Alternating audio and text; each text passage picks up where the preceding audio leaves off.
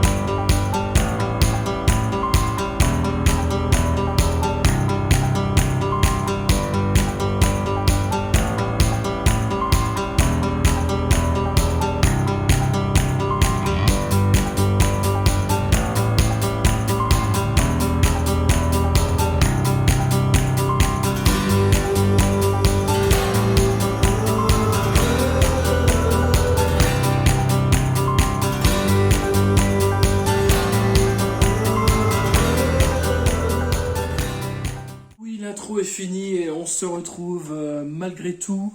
Voilà, donc j'ai décidé de faire encore mieux sur cette vidéo. J'ai été rechercher mon ancien dossier PMA, mon ancien porte-vue, parce qu'Anaïs fait des porte-vues à chaque début de parcours, elle le réorganise, parce qu'il y avait le parcours Clomide pendant un certain temps, il y avait le parcours Ovalip pendant un certain temps, donc tout est regroupé maintenant dans ce porte-vue. Et maintenant, le porte-vue orange est destiné à la IIU. Voilà. Donc, j'ai avec moi le spermogramme qui date du 16 décembre 2019, qui avait été fait le 12 décembre 2019. On se doute bien que les années ont passé malgré tout. Donc, je vais pouvoir commencer à vous lire les résultats. Tant pis, on va se lancer tout de suite dans le bain du spermogramme, étant donné que c'était pour le recueil. Alors, on va passer à la page microbiologique, car normalement, on a toujours... Alors là, par contre, les pages de ce spermogramme, faut que j'arrive à m'y retrouver. On va y arriver. Alors, cette fois-ci, je crois qu'il y a des pages que je n'ai pas comparées à la dernière fois. Ah si, c'est bon. Parce que je n'ai pas fait l'analyse d'urine comparée à la dernière fois. Donc il y aura des termes que je ne pourrai pas comparer. Mais on est toujours là, c'est le principal. Voilà. Donc le recueil Donc là, il a été fait plus de bonheur que la dernière fois, voilà. Donc en 2019, on était à 10h40, là on est à 9h20 parce qu'on a eu le rendez-vous plus tôt pour avoir un autre rendez-vous pour le dossier comme on vous en avait parlé. Le délai d'abstinence était plus long pour cette fois-ci, on est de 4 jours comparé à 2 en 2019, voilà. Donc le taux de leucocyte, c'est là où je veux en venir, a quand même diminué. Donc on était à 1,7 en 2019, là maintenant on est à 1,0 million par millilitre, il me semble que c'est écrit. Voilà, donc on est toujours sur de l'absence de dématie, on a toujours négatif pour la urealyticum M. hominis. Voilà, donc ça c'est tout des choses à savoir. Voilà, voilà. Ensuite, on arrive, voilà, donc là, la dernière fois, en 2019, on avait fait un test urinaire pour rechercher les CHL trachomatis ou les chlamydae trachomatis, tous des trucs comme ça de premier jet d'urine qui étaient négatifs, donc j'étais pas obligé de le refaire, voilà. Donc on passe tout de suite à la spermiologie. Spermiologie, donc on est sur une viscosité normale comme la dernière fois. Par contre, je tiens à dire que j'ai quand même réussi, parce que le premier n'était pas facile, j'étais stressé, angoissé, tout ce que vous voulez, parce que pour moi, c'était le premier truc que j'ai fait dans le parcours PMA, mais c'est un examen qui n'est pas très évident chez les hommes, on se stresse, on a tendance à se demander si on va y arriver, donc ne vous inquiétez pas les hommes qui regardent cette vidéo et qui sont en PMA, on est tous dans le même bateau et donc on a tous cette même peur dans l'esprit. Donc là, j'avais fait quand même en 2019 un volume de 1,4 millilitres qui a complètement quadruplé, si je peux me permettre, voire triplé. Donc on est à 4,3 ml cette fois-ci, en 2021. Donc je précise bien les dates pour pas que vous vous perdez, parce que c'est vrai que si je dis des résultats différents, on va se perdre. Voilà. On est toujours à un pH de 8. Voilà. Donc cette fois-ci, on avait 13,5 millions de spermatozoïdes, soit par éjaculation 58,05, 1,9 cellules rondes et 1,0 leucocytes, une absence d'agglutinat. Et là où ça devient important, c'est que comparé à la dernière fois, on a une plus grosse mobilité, je viens à le remarquer quand même. On a 25% au bout d'une heure qui sont rapides, 25% qui sont lents, donc 50% à progression, 10% mobile, 40% immobile. Voilà. Comparé à la dernière fois, on était à 45% immobile, là on est à 40%. Ça change tout. Au bout de 4 heures, pareil, on est toujours au même résultat. Voilà. 25 rapides, 20 lentes, donc il y en a un peu moins qui sont lents, mais on a toujours 10 mobiles, et là par contre on est repassé à 45 immobiles, voilà, donc c'était important de le rappeler. On est cette fois-ci à 77% en 2021 comparé à 69% en 2019, voilà, donc on a quand même une baisse dans les formes parce qu'on a quand même 32% de formes typiques en 2021 comparé à 42 il y a 2 ans.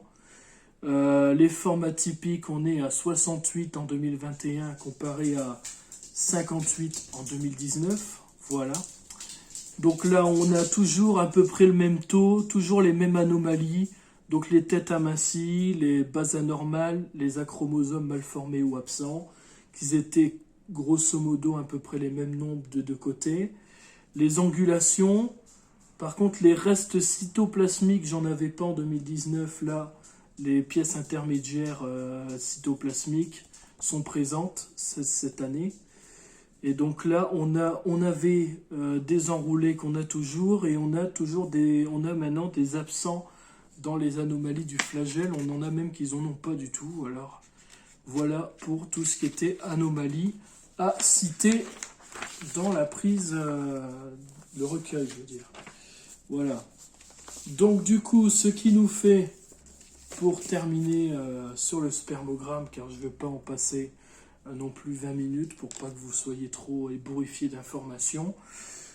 On a cette fois-ci un indice d'anomalie multiple plus faible que 2019. Voilà. Donc là, on est à 1,50 comparé à 1,62 en 2019. Voilà. Donc la conclusion, on nous dit toujours que c'est un spermogramme normal. Donc on a quand même remarqué en 2019 qu'il y avait une hypospermie. Alors je ne sais pas du tout ce que veut dire ce terme, mais en tout cas il n'est plus présent en 2021. Mais on a toujours cette leucospermie. Donc c'est le fait d'avoir beaucoup de leucocytes dans nos spermatozoïdes. Voilà. Et c'est toujours à contrôler dans 3 mois. Ce que je vais devoir évidemment faire, car si je fais une IIU, voilà, et ben je vais devoir faire un spermogramme à chaque IIU pour pouvoir injecter les spermatozoïdes dans madame à travers cette méthode. Voilà. Donc, voilà un peu ce qu'il en était des indices à anomalies multiples. Ensuite, alors là, faut que j'arrive à retrouver mon papier. Ouais, donc là on a des nouvelles choses qu'on n'avait pas la dernière fois. On a les tests d'optimisation que je vais vous parler. Donc je me permets de ranger mes documents pour pas les perdre et pour pas les mélanger, surtout parce que c'est pas du tout les mêmes examens. Voilà. Donc on a cette fois-ci un test d'optimisation du sperme. Donc on avait 4,3 millilitres, comme je disais tout à l'heure, 13,50 millions de spermatozoïdes par millilitre. Voilà. Donc après, une optimisation sur gradient de densité, on est à 3,9. Fait 80% rapide, 10% lente. Et au bout de 6 heures, on est à 3,90 millions, toujours. Et à 70 rapide et à lente, on est à 10%. Voilà, au bout de 6 heures. Voilà, donc je ne pourrais pas comparer parce que je ne l'avais jamais fait, ce test-là. Donc du coup, avec l'optimisation, on est passé à 47% de forme typique, 53% atypique.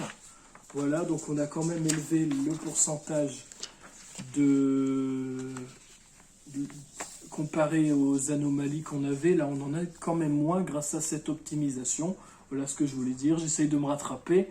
Pour pas raconter de conneries, on a beaucoup moins d'anomalies. Donc on est vraiment à 1 sur 0,1, 2 sur 0,2. Voilà, donc on est vraiment dans des faibles taux. On a toujours les mêmes anomalies qui apparaissent. Voilà, donc on est passé à 0% cellules de la lignée spermatique comparé à 2 sans l'optimisation. On a un indice d'anomalie multiple qui descend à 1,26 à la place d'1,50 avec l'optimisation. Et du coup, on a quand même 7,0937 millions d'estimations pour l'optimisation totalité de l'éjaculation. Et à 24 heures, on a 70% de survie, voilà, sur les progressions rapides et lentes, voilà, des spermatozoïdes, voilà. Donc on a quand même des bons résultats que je ne mets pas de côté. Ce qui me fait toujours peur, et j'en ai parlé, c'était la leucospermie, car je me pose toujours la question si c'est grave ou pas grave. Donc si vous vous y connaissez un petit peu, n'hésitez pas à laisser un petit commentaire pour me soulager un petit peu, on va dire ça comme ça, voilà. Ensuite, on avait fait un test d'anticorps pour l'HTLV, anti-HTLV 1 et 2, donc c'était négatif, on n'avait pas d'anticorps. On avait aussi la syphilis qui est négative, l'hépatite B qui est négative, l'anti-HBC négative, l'hépatite C négative, l'HIV 1 et 2 négative. Voilà, donc ça c'est plutôt rassurant. Donc voilà pour les résultats pour moi. Et ça fait que 11 minutes, ben 22, j'ai parlé vraiment rapide. Enfin 22, je dis 22, mais ça fait ch'ti pour ceux qui ne sont pas ch'tis. je vais dire. Eh ben dis donc, voilà. Donc, tout ça pour dire que j'ai récapitulé donc à ce moment même le spermogramme et j'ai récapitulé mes examens de prise de sang. Maintenant, on va passer aux prises de sang de Madame. Voilà. Donc Madame, elle était négative également au syphilis, négatif au toxoplasmose, car elle avait la toxoplasmose. Par contre, elle avait quand même des anticorps qui ne sont pas graves, car elle est immunisée pour la rubéole, car elle a déjà fait la rubéole étant plus jeune. Voilà. Donc elle a quand même 291 UI par millilitre d'anticorps. On tient à confirmer. On était négatif sur l'antigène HBS, les anticorps anti-HBS, les anticorps anti-HBC totaux. Voilà. On était négatif sur le VHC, sur l'HIV1, l'HIV2. Et pour finir, excusez-moi pour les petits bruits de couinement, c'est mon chien. Et pour finir, on a, c'est tout. C'est la dernière page qui veut juste dire que ça a été réalisé en collaboration avec Saint-Lab et Oxavio. Très bien. Saint-Lab, un très bon laboratoire que je vous conseille si vous habitez dans le Nord-Pas-de-Calais. Et s'il y en a ailleurs, je vous les conseille aussi, mais je pense que là, c'est que pour Lens, Salomine, Bapaume, Arras, Labassé. On en a pas mal partout, il me semble. On en a aussi à Calais, il me semble, ou des trucs comme ça. Mais ce laboratoire est vraiment super en termes de résultats. Voilà, donc là, j'ai fermé mon porte-vue, j'ai tout rangé correctement, parce que madame a une organisation à 100%, ce qui fait que si je range le document ailleurs, je risque de me faire un petit peu gronder, parce que voilà, elle a son organisation pour retrouver ses papiers. Voilà. Donc en tout cas, j'espère que cette vidéo vous aura plu. En tout cas, nous, on se donne rendez-vous très bientôt, car à l'heure où je tourne la vidéo, nous sommes jeudi, et donc il ne nous reste plus que vendredi, samedi, dimanche. Donc samedi, dimanche, on a un festival sur un autre projet. Si ça vous intéresse également, j'en parle aussi dans cette vidéo. Un festival musical qui se passera sur la chaîne Les Talents des Hauts-de-France. Voilà. Donc la première est déjà programmée. Il n'y aura plus qu'à regarder ça en direct sur la chaîne YouTube. Voilà. Donc samedi et dimanche qui seront un bon week-end du coup, vu qu'on va regarder notre travail. Et lundi, on reprend avec la PMA. Donc moi, j'ai réussi à poser mes dernières semaines de congé durant cette semaine de PMA, comme ça me paraissait vraiment important d'être présent à ce rendez-vous, car ce rendez-vous nous concerne tous les deux finalement. Maintenant, tout ce qui va arriver à partir de la IU nous concerne également. Donc ça me paraît très important d'être présent lors de ces rendez-vous-là. Voilà. C'est pour ça que je me permets d'en parler un petit peu. Et donc, avec Anaïs, on fera un plaisir de vous refaire soit des lives Instagram, mais en dehors des vidéos, parce qu'on voudrait vraiment garder ce principe de vidéo de bilan de rendez-vous, parce que les gens qui nous suivent sur YouTube n'ont pas forcément envie de regarder un live d'1 heure d'Instagram pour comprendre le rendez-vous. Donc on va quand même garder ce principe de petite vidéo bilan rendez-vous, mais on pourra également en parler dans les lives Instagram qui sont vraiment super, car il y a beaucoup de monde, il y a beaucoup de questions, il y a beaucoup de soutien, et il y a on a créé une petite communauté de famille de PMA, et donc c'est vraiment super, et on vous remercie du fond du cœur. Les abonnés ne cessent d'augmenter, que ce soit Instagram ou YouTube, et continuez à nous faire évoluer, car oui, on aime bien parler de PMA, mais à la base, on le faisait vraiment pour nous, en tant que passion de vidéaste, et maintenant, on le fait limite maintenant pour vous, parce que vous nous regardez, vous nous disiez si c'est bien ou pas, si on devrait faire comme ça ou comme si, vous nous posez des questions, c'est très gentil. D'ailleurs, les vidéos de hystérographie, des vidéos qui marchent bien, comme un certain bilan de rendez-vous qui a déjà explosé en termes de vues, Et c'est vraiment magnifique d'avoir passé les 10 000 vues sur cette vidéo. Et donc on espère que ça va continuer comme ça. Et franchement, moi j'avais un rêve, c'est de passer vraiment dans des émissions comme la Maison des Maternelles, tout ça, qui ne se réalisent pas car j'ai jamais été recontacté par ces émissions.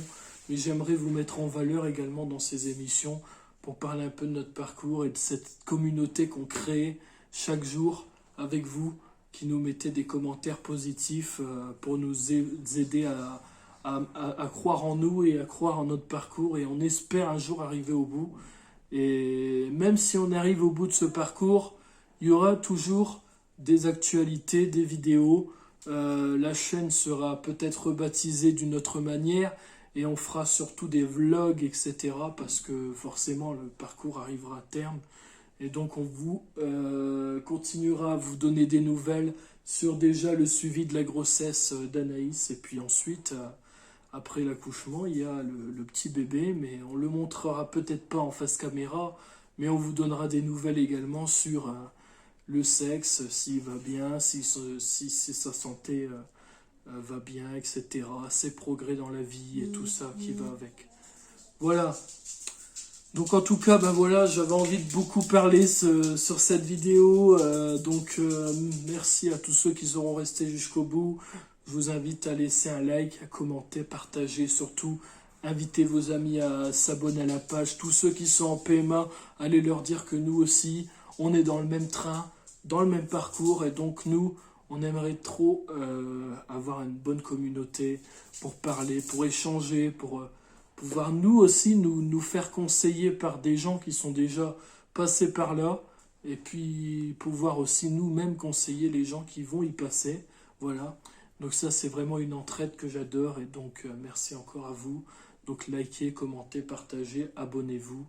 Et activez la cloche pour toutes les vidéos qui sortent sur les rendez-vous, sur le suivi de notre parcours. Au moins, vous serez informés dans votre bannière de notification. Voilà, je vais y arriver. Donc, en tout cas, déjà, on est à la fin de cette vidéo. Et puis, on se dit à la prochaine. Lundi, prochain rendez-vous, PMA. Ciao, ciao.